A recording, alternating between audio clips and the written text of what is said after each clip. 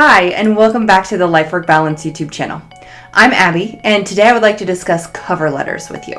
Cover letters can be a tricky topic, especially because most jobs don't require them, so a lot of the times they're not submitted with application packages. However, a cover letter can be the key to your job search success. It's the one thing that can give you the opportunity to really sell yourself and set yourself apart from all the other candidates who have applied to this same job. If you haven't already, please hit the subscribe button as well as the bell so that you can receive life-work balance advice delivered directly to you every Sunday. So first things first, let's discuss the basics of your cover letter. What should it actually look like? Well, the length should be about 1 to maybe 2 pages, but nothing more. And it shouldn't just be a few short sentences. It should be a couple of good quality paragraphs that really describe who you are, what you're bringing to the table, and why you're going to be a good fit for this organization. When it comes to the formatting, you also want to make sure that your cover letter almost looks identical to your resume.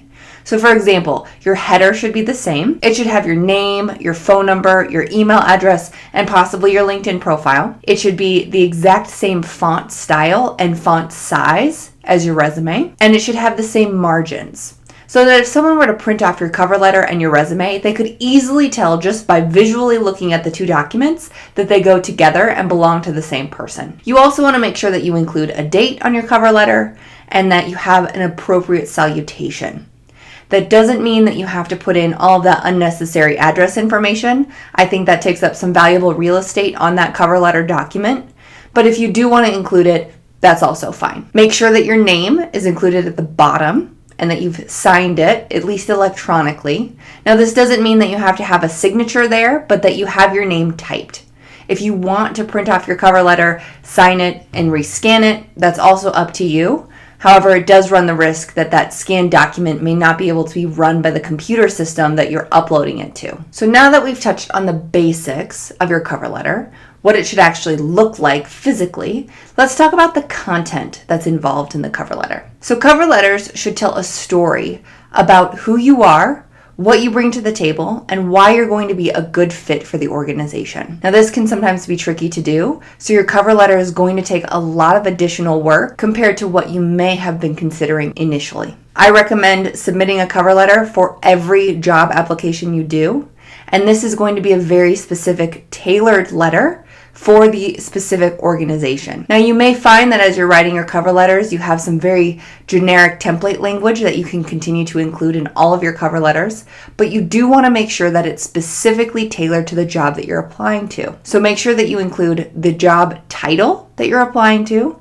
possibly the identification number for that job, as well as tailor it to the organization. We'll dive a little bit deeper into what this looks like when we cover the first portion of your cover letter, which is the intro. But for now, just know that you want to make sure that the cover letter is specifically tailored to the job that you're applying to and the organization you're applying to. It's important that you put in additional effort to make sure that your cover letter helps you stand out from the crowd. You don't want a generic cover letter that says the same boring things as everyone else. Your cover letter tells a story about you. So let's talk about the 3 different parts of a cover letter. The first part is your intro. The second part is your body. And the third part is your closing. When it comes to the intro, this is your introduction paragraph, or maybe the first 2 paragraphs of your cover letter. This describes what job you're applying to.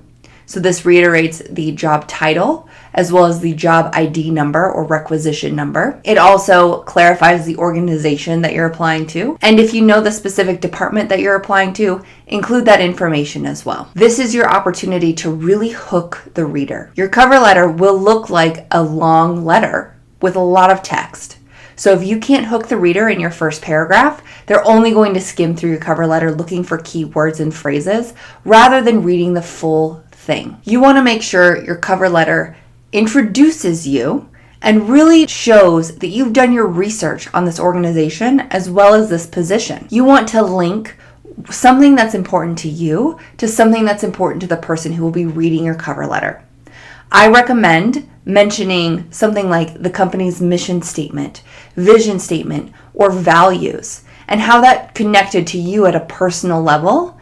And that will really show the reader that you have not only done your research on the organization, but that you also care about what the company cares about. And that shows that you are a good fit for the organization. The second part of your cover letter is the body. Now, the body of your cover letter can be more than one paragraph. It might be 4 paragraphs.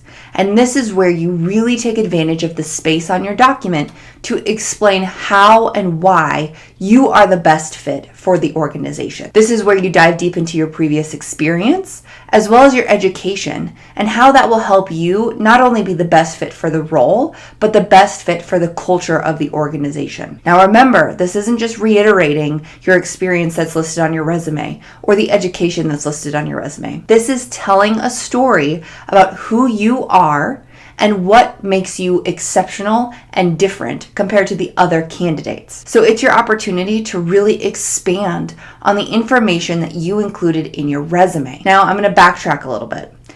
I personally, when I'm working on recruiting for a position, I actually look at the resume first, skim through it to make sure that someone meets my qualifications, the things that I'm looking for to fill a position, and then I move on to the cover letter. So your resume is the document that will hook the hiring manager or the hiring team or the recruiter.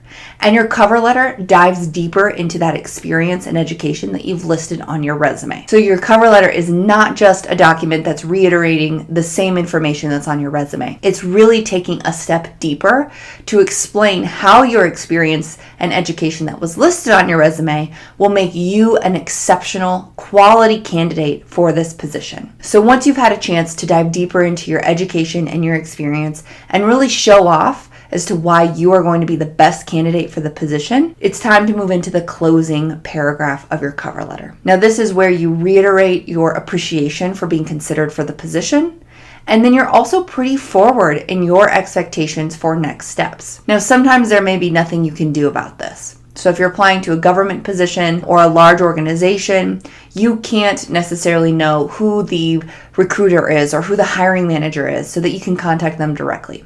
But if there's a name and contact information listed on the posting, I recommend saying that you are appreciative of the opportunity to apply for the position, and if you don't hear back from the organization within 1 week of the position closing, then you'll reach out to the person who's listed on the application for a status update, and that you'll also make yourself available for a phone or video interview or even an in-person interview if we get to that eventually. Once you've thanked them for the opportunity to apply for this position and to join their team, and you've set your expectations about next steps, and you've said that you're going to make yourself available for those interviews, it's time to again reiterate your appreciation, thank the reader for their time and the opportunity, and then sign off on your cover letter. I like to end my cover letters just with the word sincerely, but you can use other phrases like very respectfully or even thank you for your time. So this sounds like a lot, and the first time you write your cover letter, it will be a lot. But you will likely be able to reuse some portions of your cover letter for future cover letters after this. So again, you want to make sure that the formatting looks almost identical to your resume so that just visually, if someone were to print out both documents, they could tell that your resume and your cover letter belong together. You also want to make sure that your cover letter has 3 distinct parts. Your introduction, where you butter up the reader, you make them excited about working for their organization and excited for you to join their organization. The body, which is multiple paragraphs describing how your education and experience make you the perfect fit, not only for the position, but also for the culture of the organization. And then finally, you have your closing, which is just reiterating your appreciation for this opportunity, and then also stating your expectations for next steps so that you can keep the ball in your court rather than passively letting it continue in the organization's or the hiring manager's court. Don't forget to sign off. Sign with your name. Make sure that your name matches the name that you've got listed on your resume and the header of your resume and cover letter. And then have someone read it. Double check for grammar, spelling, flow. Have someone you know well and trust read that document to make sure that it's a good representation of you and what you bring to the table. And then it's time to save it. I like to save all of my documents as PDFs before I upload them to an application, and then upload it and submit. If you have any questions or comments on how you might write your own cover letter, please put them down in the comments box below. Remember to give this video a thumbs up if you found it helpful, and please remember to hit the subscribe button as well as the bell so that you can receive life-work balance advice delivered directly to you every Sunday. Thanks for tuning in this week, and I will see you next time. Thank you.